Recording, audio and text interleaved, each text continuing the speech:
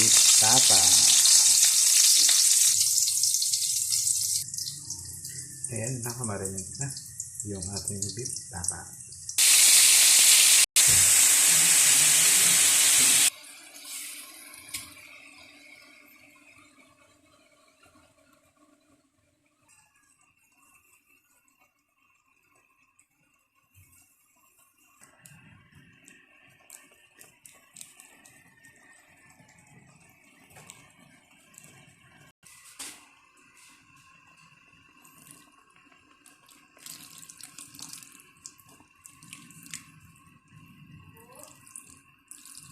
Juice ng binabad. Ayan na, nag-brown na first. Hanggang tutuyo na yan siya. Luto na yan pag natuyo na siya ng sobra.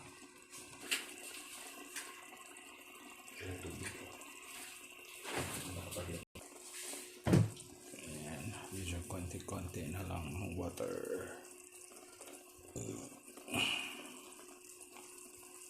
Kailangan tuyo yan siya. Sarap ng beef tapa.